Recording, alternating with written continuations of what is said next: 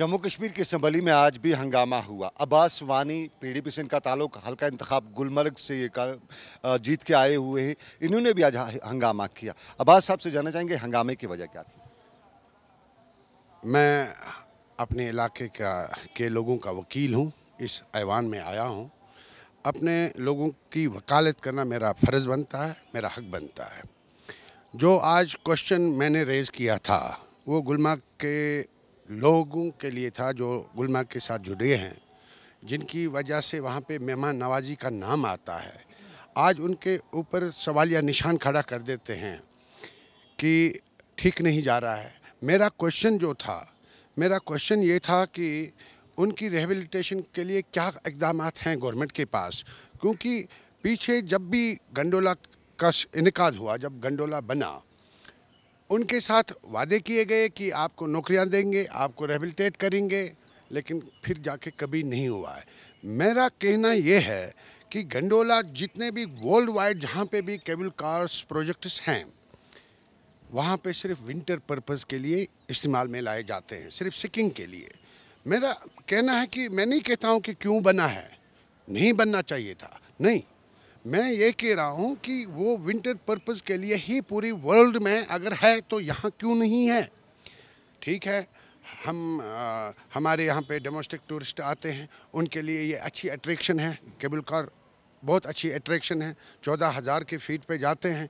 इन्होंने मुझे जवाब में हुकूमत ने दिया कि आज के डेट में वहाँ तक टूरिस्ट नहीं जा पाता था जहाँ पर तक गंडोला जाता है। नहीं जाता था, वो गोडों पे ही जाता था, वो टूरिस्ट गोडों पे जाता था, और वो भी बिल्कुल कम चीप रेट्स में।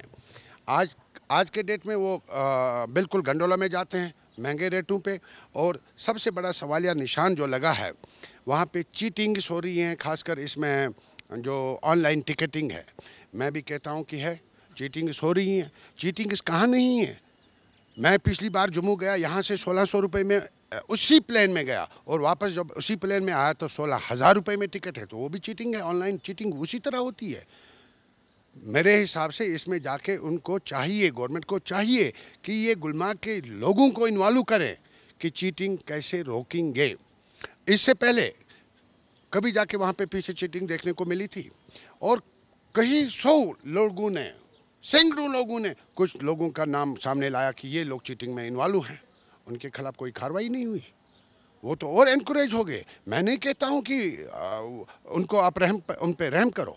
अगर मेरा कोई वर्कर, मैं बार बार आप पूछ लीजिए अपने जितने भी ऑफिसर साहिबान हैं, चाहे वो SHO साहब हैं, चाहे वो असिस्टेंट डायरेक्टर साहब हैं, चाहे वो MD साहब हैं केबल कार के, या GDA के CEO साहब हैं, मैंने किसी की सिफारिश नहीं की है, ना मैं करूँगा। जो गलत होगा उसको सज़ा मिले, लेकिन उनके साथ भी इंसाफ हो, ये मेरा मुतालबा। गोडे वालों का मुद्दा भी आपने उठाया। गुलमर्ग के गोडे वाले, उनको क्या परेशानी है? उनको यही परेशानी है कि जब वो केबल कार में जाते हैं, ये अपने टूरिस्ट जाते हैं, तो वो कहाँ जाएंगे। अब लोग वो जुड़े थे इस मामले से कि वो टिकटिंग के लिए अब गाइडिंग के में आ गए थे। उनको ATVs दिए गए हैं। इन्होंने जाके मुझे बता दिया था कि 935 टोटल घोड़े वाले थे जब गंडोला नहीं था। आज गंडोला है, इनका जवाब आया है कि 1700 कुछ लोग हैं। तो इसका मतलब है कि डबल तो हो गया है, ठीक है, डबल हो गया, लेकिन वो कहाँ जाएंगे। टूरिस्ट तो सभी गंडोला के लिए जाते हैं। टूरिस्ट के लिए अब घोड़े वालों के लिए अब ATVs दिए गए हैं, वो ऑल टेरेन व्हीकल दिया गया है, लेकिन वो भी मखसूस लोग। मैं भी कहता हूँ, हर कोई यही कहेगा, जो गुलमर्ग का लवर होगा वो यही कहेगा कि घोड़े वालों से वहाँ पे गंध है, उसमें कोई शक नहीं है, गोबर है, स्मेल है, उसमें कोई शक नहीं है, लेकिन उनकी ओर देखने की ज़रूरत है। मेरा मुतालबा गवर्नमेंट के साथ यही है। Thank you sir, thank you. Welcome. Tourist हमारी जान है, टूरिस्ट हमारी शान है, वो क्या था। गुलमर्ग के टूरिस्ट के हवाले से आपने ये भी कहा कि टूरिस्ट हमारी जान है, हमारी शान है। क्या टूरिस्ट वाकई में ऐसा कुछ है? जी, मुझे याद है, पूरा साल का मुझे याद नहीं है, लेकिन ये ऑन रिकॉर्ड है। एक बार ऐसा हुआ था कि अमरनाथ यात्रा जाते जाते एक बस पे गरने मारा गया था ज़कुरा में। तब जाके वो टूरिस्ट पे अटैक था। गुलमर्ग के यही लोग जिनके खिलाफ आज गवर्नमेंट खड़ी है, यही लोग उस वक्त इन्वॉल्व हो गए थे। उन्होंने जाके नाराबाजी की थी, बड़े बड़े सब चैनलों में पूरा दिन यही एक न्यूज़ चली थी कि गुलमर्ग के लोग अमन पसंद लोग हैं, और उन्होंने जाके वही नारा दिया था कि टूरिस्ट हमारी जान है, टूरिस्ट हमारी शान है। और मैं इसके साथ साथ ये भी बता दूं कि गुलमर्ग के लोगों ने ही यहाँ पे टूरिज़्म को रिवाइव किया है। जब 1990 में मिलिटेंसी आई, कोई टूरिस्ट नहीं आ पाता था। 1991 में कोई टूरिस्ट नहीं आ पाता था। उसके बाद क्या हुआ कि जो कोई टूरिस्ट माता वैष्णो देवी के लिए आया, माता वैष्णो देवी आके उनको ड्राइवर ने बता दिया चलो हम कश्मीर घुमा लेते हैं, लेकिन टूरिस्ट ने मना कर दिया, कश्मीर में हालात ख़राब हैं। उन्होंने वो दागा दिखाया, उनको कहा कि हम भी हिंदू हैं, हम मारे जाएंगे, हम अपने आप को तो नहीं मरने देंगे, ना आपको मरने देंगे, ना कुछ ऐसा हो सकता है, हम भी तो हिंदू हैं। फिर जाके उन्होंने क्या किया कि वो जिसने अपनी बहादुरी का मुजाहरा किया टूरिस्ट ने, उन्होंने टैक्सी ड्राइवर के साथ, ऑपरेटर के साथ जो कटरा में बैठे हैं उनके साथ टाई अप करके रात को निकले, मेरी गुलमर्ग में बिल्कुल रात को पहुँचे। अगले दिन उन्होंने शांत बैठे, पूरी गुलमर्ग को देखा, 1 दिन रहे, 2 दिन रहे, फिर रातों रात जब जम्मू वापस जाना होता था वो रातों रात वापस चले गए। लेकिन तब जाके वो ना श्रीनगर में रह पाते थे, ना वो पहलगाम जा पाते थे, ना वो सोनमर्ग जा पाते थे। तब जाके वो सिर्फ रहते थे गुलमर्ग में, और इन्हीं घोड़े वालों की वजह से, क्योंकि मेहमान नवाजी वहीं से स्टार्ट होती है। रमेश अरोड़ा बीजेपी के बड़े लीडरों में शुमार होते हैं, फायर ब्रांड है और पंगे करते रहते हैं। आज भी ये पंगे ही कह सकते हैं हम इनको। अरोड़ा जी, आपने आज सेंट्रल जो क्लस्टर यूनिवर्सिटीज़ है उस पर अपना रेजोल्यूशन करना था, उसको वापस विड्रा किया, बार बार मुद्दा उठा के उसको विड्रा क्यों करते हैं? नहीं, ऐसा कहाँ हुआ है।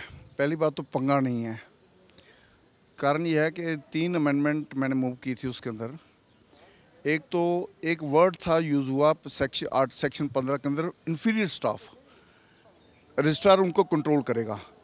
इन्फीरियर वर्ड जो है इसका सीधा मीनिंग होता है घटिया स्टाफ। इन्फीरियर नेगेटिव सेंस में आता है। मैंने कहा था ये वर्ड डिलीट करके इसकी जगह सबऑर्डिनेट स्टाफ रखी है।